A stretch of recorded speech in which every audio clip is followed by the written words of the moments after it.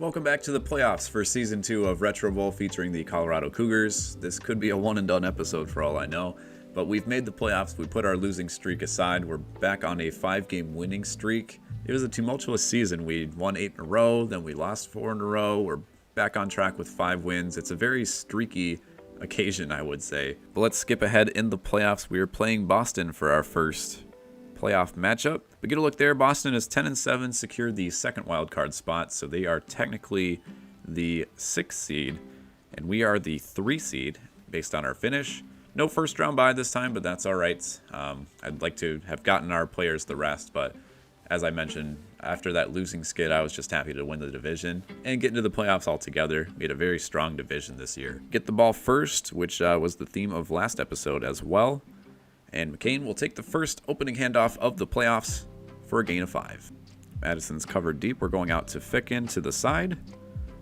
I was trying to run out of bounds with him, but gets tackled inbounds near the 35. Holds onto the ball. We've been really making a focus on upping players' strength this season. McCain's the one guy that hasn't been used enough, I think, to really go up a peg. But Ficken, we've gotten at least a few opportunities to level him up this season since he is a rookie, and pretty much everything has been strength. Hold on to the football, no errors. If I'm going to make an error, it's going to be a forced error on my part. We're not just going to, let the computer decide if we fumble the ball or not. There goes Madison out to the 10-yard line, past the 10 for a gain of 22, and first and goal on our first possession. Gets caught up there with the defender, is able to stay inside the pylon and score a touchdown. Get a look at the replay here. Don't see the bump by the defender, but you can see him making the adjustment and stay in balance for the touchdown score. Boston goes down the field, scores as well, so we begin the second quarter with the ball. Throw was a bit slow there, so they were able to make it play on defense. Now we have a couple open receivers through the middle. Zamort catches that one for the first down. What were those shenanigans? Linebacker caught up to make the play on that one. Nearly got picked off. It's the most tips I've seen in one ball, just referring to last play. Now we have Ficken on 3rd and 3 up the middle. We've been throwing him the ball a lot this game, and thankfully, again, been holding on to the ball. Ball security. Zamort will dive forward for the first down on that one as we near the minute mark of the second quarter. See if we can get Madison on the button hook. Pressure getting to the quarterback, but the first down is made out to the 25. Now we have Zamort on the opposite side of the field with the button hook. Another first down, or did he get it? Yes, they are going to give it to him. 1st and 10. Can we get Ficken out to the sideline? He's open. Oh, we dove out of bounds. No way. Okay, well, we have a few tries here as we end the second quarter. Wow, McCain got stuffed and lost a couple of yards on that one.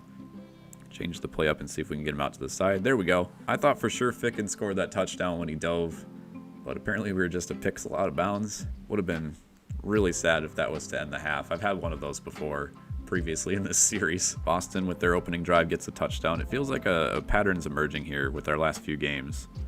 Get the ball first, have a 1-possession lead at the half, and then they score to open the second half. So it's just a matter of playing the clock from there and making sure that we're the last team to score. Unless a turnover just kind of throws a wrench in our plans. That's the only other thing. There we go. McCain with the catch up the middle. Good block by Zamort will get us out to the 5-yard line. And now we can run the ball from here. First play this time. Okay, I'll take a touchdown on the 1st and goal. See if our defense can hold Boston. Otherwise, we have some ample time to make another drive down the field. Indeed, Boston scores a touchdown. Okay, so we have a minute and a half to make some noise. That throw I thought was going to be short to Madison, but he catches it out to the 35. McCain for a first down, cross to close to midfield. They're going to bring a blitz on this one. I'm going to see if I can run it anyhow. Make it past the first wave. Does for a few yards, but not much more than that. And we now are at the 1-minute mark. Ficken to the 42. Touchdown or a field goal will win it here, so we don't even really have to get to the end zone. We just need to make sure we can run some clock. We're getting to the point where Pinter can make this. It's just a matter of his stamina. I know he has the foot strength to make it that far. His stamina is just very weak. There's a good solid run past the 30, and that should be enough, I would hope, for the kicker. McCain past the 25. Just run some plays and then dive with the running back to hold on to the ball. One more play, it's 3rd and 3, so even if we don't convert, I'm going to kick the field goal. Timeout with 4 seconds. All right. So 33-yard attempt to put us into the next round. And Pinter tucks it inside the left upright. We win this one by a score of 24-21 and knock Boston out of the playoffs to move on. Let's see who we play in the divisional round. First, that looks like our defensive lineman Parker leveled up. One of our best defensive players. And so did our defensive coordinator. That might help a little bit. Again, I forgot to hire some coaches during this season as we got more coaching credits. So that's something I'll definitely do for the off season here. We'll skip ahead in the playoffs, see who we're playing next. And we will play the Brooklyn Bulls. Brooklyn finished the season as the top seed. I'm not sure how they were the 2nd seed. Missouri was number 1, excuse me. So this is the AFC playoff picture right here. Missouri is the top seed. We are 3. Brooklyn is 2. So we're the worst of the teams remaining based on record. Brooklyn was 1 game better than us this season, and they will get the home field. It is snowing in New York today. And again, we will start off with the ball for like the 6th or 7th straight game at least. I know there have been times where I didn't start with the ball first, so I know it's not just like some weird game mechanic. McCain out to the 50. I was worried there. Again, a 3rd down and short that we had to call an audible on just so we could get the correct play going, or the best opportunity to set us up for the 1st down instead of getting stuffed at the line. Turn around, Madison. I need to throw it. There we go. Breaks the tackle. Oh my goodness. Gets about 15 extra yards after the missed tackle. Let's look at that replay right there. And I skipped it. I touched the screen on accident sometimes. So the playoffs, we need highlights. This is going to be a big 3rd and 6 from the 12-yard line. Do we have Ficken across the middle? Yes, we do. Zamort's a lot better with blocking than the other receivers, I've noticed. That would have been a touchdown otherwise, but McCain just barely crosses the plane on the next play, and we get the first score of the game. Pinter is true for the extra point. Brooklyn goes down the field and scores. I really just want to throw a deep ball here one of these times. How did McCain catch that one? That was not intended for him at all. Like I said, he just wants the ball here to make up for his fumbles earlier in the season to get us to this point. He does have a lot of strength. Like, he does throw a lot of stiff arms. It's just the ball handling skills sometimes. He's like an Adrian Peterson type. Nobody open. I thought about scrambling with the quarterback, but just had the running back open at the last second. A lot of our plays this game have been going to McCain. Whether we like it or not, he stole that one pass away from Zamort a few plays ago. Stays in bounds for this one, out to the 30. A lot of bunched formations up top. That one should have been caught. Tried to go to Zamort, tuck that one in there by the sideline, did not work. So a big 3rd and 10 actually. We might not get a touchdown at all. Oh, he missed the end zone by an inch. I dove with him, and a big decision here. Do we go for it here with 1 second, or do we take the easy field goal? I'm going to go for the touchdown opportunity, because if we end the half tied, so be it. Brooklyn's probably going to score a touchdown in the first possession of the next half anyway, so we need some points here. I did the audibles to see if we could avoid the run up the middle, but that's what the game's going to give us. So here we go. McCain sneaks between the guard and the tackle and does get it. Get a look there at the replay. Thank goodness. I like those outside runs because there's a gap between like the offensive line and the receiver. Game did not give it to us with those audibles, but we were able to convert from such a short distance, and the decision pays off. Brooklyn on their first possession does indeed score a touchdown, so again, good decision there made. Zamort avoids a tackle, gets across midfield. We might have Zamort deep. There we go, there's the deep ball. My goodness, the corners catch up fast though. I thought he was gone with the touchdown, instead gets tackled at the 12. Look at this move right here though, as the blitz closes in. And the corner has to adjust after the catch. Ficken near the sideline. And that diving play is going to result in a touchdown this time. He's about to cut it out to the pylon, but instead made the move right here and gets across. 21-14 is the lead. We have 30 seconds left in the third quarter. Brooklyn scores to start the fourth quarter. So tie game as we begin. McCain past the 40. Might be the same deal as last game. Just hold on for the field goal as time runs out. Touchdown would be great.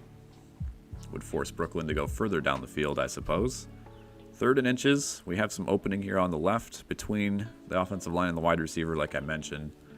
So those always result in at least a few yards gain. Stay in bounds there to run some more clock. Just dive forward for all these first downs. Ball security is huge right now.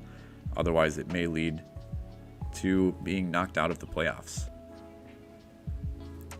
Nothing doing on 2 straight running plays, though, so big 3rd and 9 with 48 seconds to go in the game. I need a good play here. There we go. We got a guy across the middle.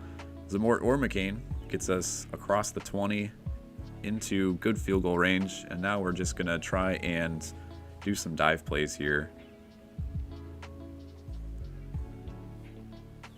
We do not get the first down, so we're going to kick a field goal, not as time expires, but with 12 seconds left.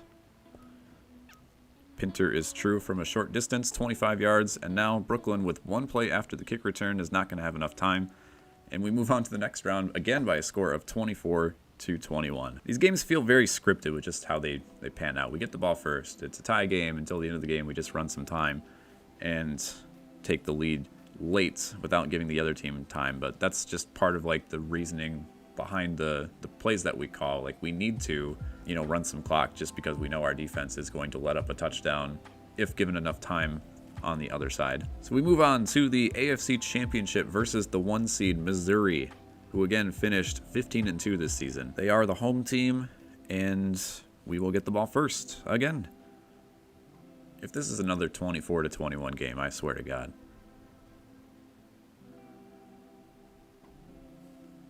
Wagner scrambles for the first down. A little bit more passing opportunities so far this game, based on the plays I've seen. Get Ficken involved. I'm not even sure if he had a catch. No, he did have a few catches last game. That was a bad pass. Madison, no coverage across the middle. They were playing deep, preventing the first down try, but we're able to complete it short. Missouri seems very fast. I don't know if it's just me, but they seem very quick to the punch and a lot of like reactionary, if we're throwing the ball or something like that. McCain does not go out for a pass. I was waiting for him, did not show, trying to prevent the sack. Oh, that guy came flying out of nowhere at the bottom of the screen. Holy moly, let's get a look there. I thought I had Madison across the middle. Good coverage, though. Missouri punts. Wow. Okay, so they do not capitalize on the turnover in the first non-touchdown we've let up in quite some time. This one might actually end at like a 7-0 score at the half, which is surprising. I'm a little bit worried about ball security, though. I threw that pick, but we haven't seen the running fumble in a while. Not necessarily McCain, but just like other players. So I'm trying to dive when I can again. Zamort up the middle. Gets us across the 20. See if we can get anybody in some single coverage here. That one's short to Madison, incomplete. That one was designated for Zamort. Went to McCain. So a 3rd and 4 instead of a first down opportunity. Let's call the audible here. There's nobody up the middle. Wagner's going to have a chance to run for the first down. He does. 1st and goal from inside the 10. Out to the 5. 30 seconds remaining, so we're not going to have much time for Missouri to counter here. Play developed a bit slow, so 3rd and goal. I hate to walk away from this drive with just a field goal. Ficken's open, though. Oh, he bobbled it. Dang, okay. Well, it's too far of a throw potentially, or a run to really chance the touchdown there, but we take the 3-0 lead. Missouri scores a touchdown. Okay, that's what I was worried about the last game, is just when they do score, it tends to be all touchdowns. So now touchdown puts us ahead. That's where, you just kind of play that back and forth with touchdowns, and a field goal just throws like a wrench into everything. I should have thrown that earlier. Big 3rd down and 10 upcoming. Ficken's alone to the sideline. He's going to pick up the first down out to the 40. Thank goodness. Now he's open again on first down. Back-to-back plays for the first down. Nicely done, Ficken. They just don't want to cover him now. Another first down. All right, we're nearing the end of the third quarter. Ficken is the man of the hour right now, and he's going to give us the lead on that one. Missouri's going to have a drive to see if they can answer back, and then we should have the last possession of the game, depending on what they do, to go back ahead. Touchdown is scored plus the extra point. So we need a touchdown on this drive. Ball security, though. Ball security. If we fumble, it is over. If we throw an interception, it is over. Out to midfield, though. Good start. Minute 20 to go. Time is a little bit on our side. Dive with Ficken across the 40. Can actually run the ball a bit, too. As dangerous as that is with the fumble opportunity. We haven't seen those in a few weeks. Out past the 25, just under a minute now. Run this one with Wagner. Just get a couple yards. There we go, out to the 10, to the 5. Dive, my good friend. Hold on to that ball, and we have a few shots at the end zone now. We'll just give it right back to McCain. There we go. 18 seconds Missouri has to try and force a field goal. Otherwise, we are headed to the Retro Bowl. Last play of the game does not get there. And we've clawed our way back to become AFC champions. Despite the long winning streak, we've gone from 50% fans at the start of the last video to 79%. So even though we're in the Retro Bowl, our fans just aren't really too sure. So we play the winner of Mexico City and Dakota. We'll see who wins in the NFC, but first a look at how they finished this season. Dakota was 10-7, second in the NFC East. Mexico City, second in the NFC South. So we have a battle of a couple 10-7 teams right now. Extreme, this is for all the marbles. If we can win on Extreme and finish off the season, I mean, I guess the next step from there would be a 17-0 Extreme season, but we'll go for the championship first. Mexico City actually gets the ball first and is held 2-0. All right. So we have a possession in hand now and about 30 seconds off the clock from what we've considered normal these last few episodes. A lot of time for our quarterback on that one. I thought for sure I was going to get sacked as I waited for all three of those receivers to, you know, spread out a bit. There's McCain past the 35. I love when all three receivers just kind of go to the same area, though, because it's just like one of you is bound to catch it and then make a play. It's just a matter of, like, do you find the tight ends or do you find the speedy wide receiver? Ficken, oh no, loses the fumble, and we're right back to where we started. Cannot capitalize there. I was about to dive forward for the first down, but they tackled him too quick. Mexico City punts again. Wow, back-to-back possessions with nothing forced by our defense. This is exactly the ball game that we want to see that in. But there was that fumble bug that we saw. We've been working with Ficken this entire season to make sure that it doesn't happen. I'm just glad that the other team wasn't able to capitalize on it like they sometimes do. We saw that a lot during our losing streak earlier this year. Turnovers at inopportune times, and they'd like always go down and score afterwards. Madison, do we have him across the middle? Yes, out to the red zone, past the 20. Wagner just gets that one off in time before he's taken down, and first and goal, minute to go in the second quarter. Very low scoring game so far. We hope to change that here as we turn the ball over inside the 15 last possession, but now we're at the 1 on a third and goal opportunity. This is going to be a dump off to McCain. That little play action threw off the linebacker, and it results in a touchdown.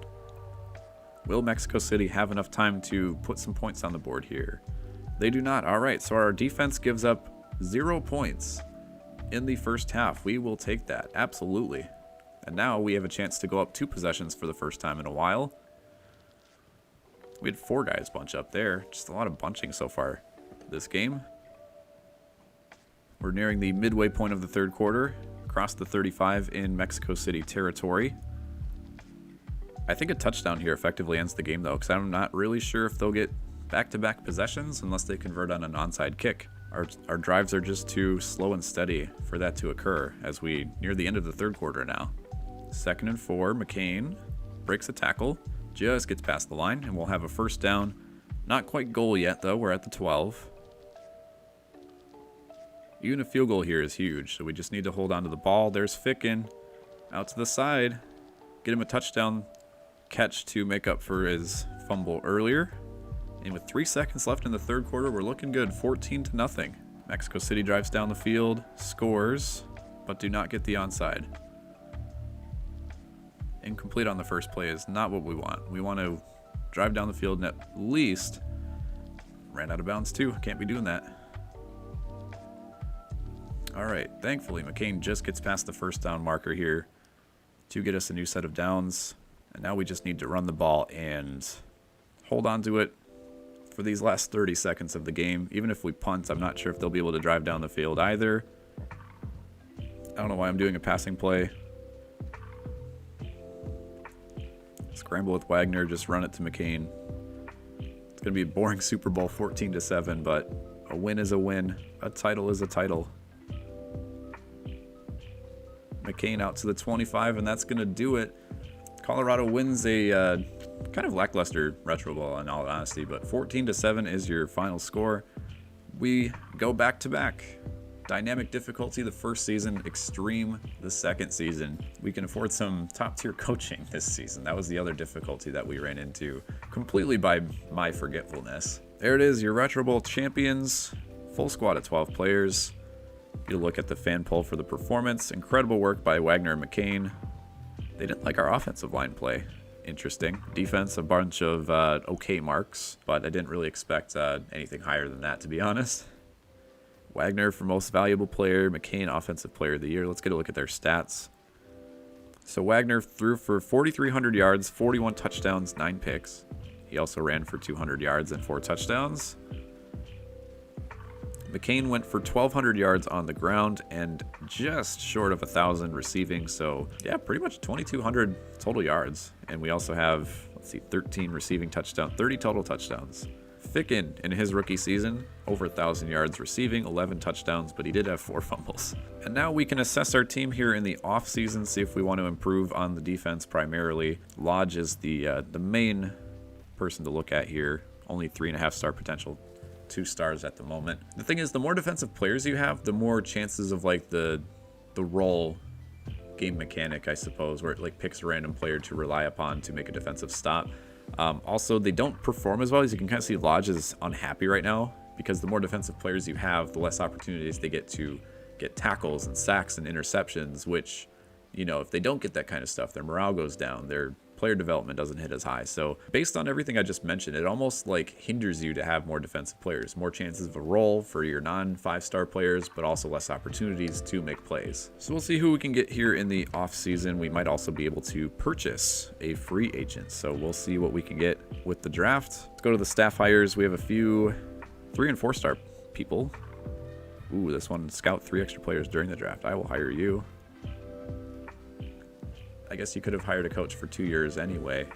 Oh, I wish I knew that last season. I've never hired a coach before. And on the defensive side, Slayton, instant morale boost for defensive players. Well, we take that if we have players that aren't getting playing time. So now our coordinators are a lot higher, and they're locked in for 2 years. So we don't have to worry about them for a while. We have 44 credits to maybe make a move on some better players. But here are the free agents. A lot of them on the offensive side for sure. Re-signing Wagner, McCain, Madison, need all the boys back. Lodge is actually a free agent, so I'm going to let him go. Pinter, too. I might assess better kicking options. His accuracy and range is great, but the stamina is a big question mark, so we'll see later. Swain, one of the best potentials on our roster. We've got to sign him again. And Zettel, I mean, man, he's one of our best potential players, but I just don't think offensive linemen do too much in this game, so I might see if I can, like, let him go. I mean, we have 40 million in cap space. If we let him go, we have about 18 million to sign a kicker and a defensive player. So I'm just going to go ahead and let him go, as sad as that is. There's the roster. We have 9 players. We can sign 3 more, but we can also draft 3 players in the draft here. Here is the first round look. So I'm going to look at most of these defensive players here to start off. There's quite a few 3-star options. Linebacker with 4-star potential, 3.5. 4 stars, 4 stars, a lot of 4-star potential people actually. Okay, so we have quite a few options for who we want to go with. First of all, linebacker or defensive back is who we're looking for, since we already have 2 good defensive linemen. So we have Jarrett May, who is pretty good at tackling and strength, but not much else. Speed is going to take some work to get there. Short doesn't have much potential. There's a corner who's just mid-tier at everything. Stamina would be an improvement. Again, stamina for this guy. Now there's a defensive back who might make some noise with the tackling. That can improve upon, but speed, stamina, and strength are all up there. We also have Corey McGill, who is very fast and good at tackling. It's just the stamina needs some work. Yeah, I think I'm going to go with one of these corner options. Do we want more stamina on the field, or do we want a higher tackling ability? I'm going to go with McGill. He seems like a good fellow to build around. I guess we can also hire people in free agency, so we'll see what they give us for... Oops, want to see what they give us for kickers. That guy's 4 stars. Could give Hubbard a shot. This guy's also 4 stars. Okay, let's get a look between the two. So Hubbard will have more range. Shell will have a little bit more consistency between accuracy and range, and a tick more for stamina. So the range is obviously a big one if we ever get stopped at like midfield. The accuracy is just how fast the meter goes. If you have a guy that's like in the middle, it should be good enough regardless. So right now they're at the same mark. I think I'm going to go with Hubbard just so we can max out the kick range. Stamina is going to be above 50%. And for the 3rd round pick, we can't scout anybody else. I'm just going to go ahead and forfeit that one. So we have a 5-star defense now. The guys that we just drafted and the coordinator that we signed. We can sign one more person in free agency. So let's get a look here at who's available. Could get a 5-star tight end and replace Ficken. Oh my goodness, look at this guy. Mose Vernon. We'll look at the defensive side here too. I mean... I'm perfectly happy with our offense as it is. Yes, they fumble the ball sometimes, but, you know, 5-star tight end's not going to make too much of a difference compared to, like, what we have now, I would assume. Strength and speed is nice. However, actually, we might be able to afford a couple of these guys. So Vernon and Laird would put us, if we assign, oh my gosh, look at that guy. Tackling, strength, and stamina all the way up. Okay, I'm definitely signing Rob Laird for sure. And, yeah, that's going to max out our salary cap as well. So Ficken is only making $5 million this year. We might be able to get rid of a few of our defensive players here as well, because now we have 3 defensive linemen. Farmer just has such good potential, though, is the thing. So might be one of those things where we just have to play a few games and see who's getting experience points, or if people are being left out just based on having so many people on the field. So we'll make a decision from there on out, and then maybe go out and get that tight end in a few weeks, since the free agents you see here, they're usually there for a few weeks. Vernon would be $24 million, though. Ficken plus one of those guys combined might not be enough. All right, so I guess that's going to be our team for now. I just felt like we needed the defensive help, and having a guy who's actually 5 stars is great. Especially, look at that, tackling, strength, and stamina maxed. He's 24 years old. We'll see where this leads us. I'm a little bit worried about the salary cap now being where it is, though, at $200 million exactly. We do have Wagner and McCain for a few more years now, and Madison. Zamort's on the last year of his contract. But we can't afford to cut loose some of the defensive guys, like I said, or even trade them for a future draft pick or something like that. But that's where I'll leave it for now. We will start Season 3 at a to-be-determined date. Thank you so much for watching Retro Bowl, and we might have some Switch gameplay for all I know, including a different season than this one, once that Switch version comes out here. It's actually probably out by the time you see this video. And we will make a push for the 17-0 Extreme season whenever we continue the Colorado Cougars franchise. But again, thank you so much for watching these episodes of Retro Bowl. My name is Kasabe, and we'll see you then.